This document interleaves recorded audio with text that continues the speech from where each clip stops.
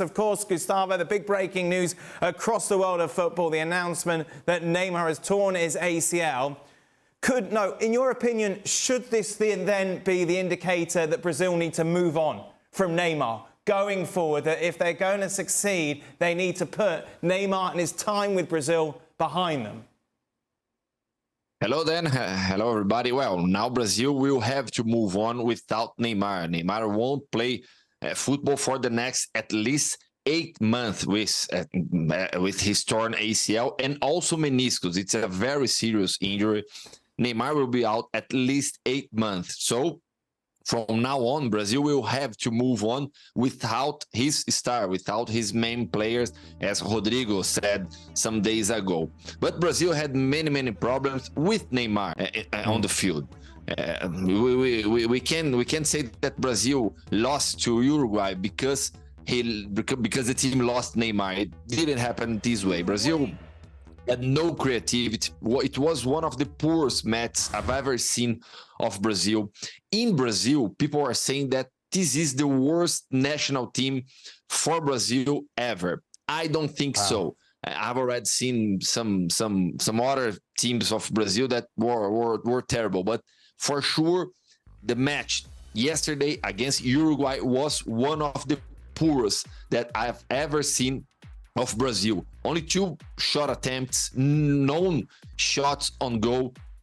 The Uruguayan goalkeeper, Rocher, didn't make any save during the 90 minutes. So, yes, it was a very poor match of Brazil. Fernando Diniz has some problems to implement his ideas after so many years of these players playing for Tite. And Fernando Diniz thinks the football in a different way from Tite, and now he's struggling not just a little bit, a lot with the team after this loss for Uruguay and also the draw with Venezuela. It's kind of sad, isn't it, Ali?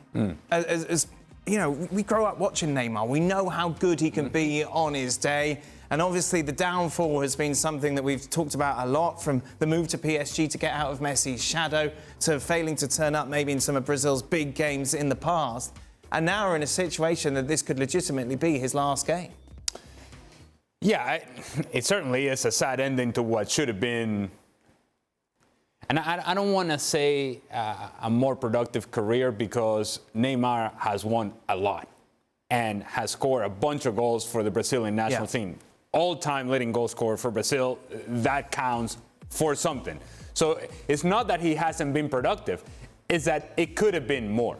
And it should have been more, and it hasn't. Now, the dependence on Neymar, let's go back nearly, I can't believe I'm going to say this, it's almost been a decade since the 2014 World Cup in Brazil.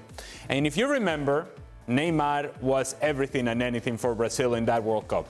He gets injured against Colombia, and it's like the country was falling apart. It's tears everywhere. The players are crying, and you still have a tournament to be played, a semifinal to be played. And we now know how that semifinal ended up, in the destruction at the hands of Germany.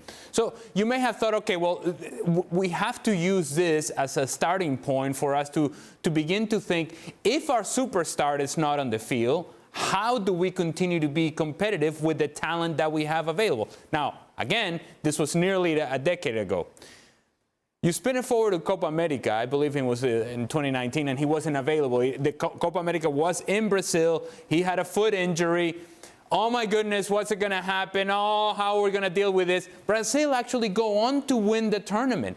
So it's not like it cannot be done. It's not like you cannot put a team together that can be competitive and can win with consistency. We saw that in that Copa America. And yet, Brazil still feels like it's all about Neymar first and foremost, and then we figure out the rest. Well, now the rest has to figure out how to win. And Neymar not being in the picture may just be a blessing in disguise. Now, you don't want this to happen to any player at any level, at any point in their career. Nobody wants that. Nobody wants that sort of injury. But for Brazil, if indeed they're thinking about the future, it's now time to think about, okay, there's no more Neymar. How do we move forward? And who are then the players that we can trust that can not only create chances for themselves, but to the point that Stevie was making, combination play. Hey, how about a give and go? How about a 1-2? How about basic stuff that was not happening in the game against Uruguay? When I'm telling you that there is no combination play, it's like they can't complete 3 passes in the attacking half without turning the ball over. It's incredible to see, and believe me, having played against Brazil, it's incredible to see Brazil struggling to keep the ball in the attacking half and to create chances to the point to where, whatever you think of expected goals, 0.11 goals expected from Brazil. 2 attempts, none on goal. That's Brazil we're talking about. One of the best teams in the world on paper.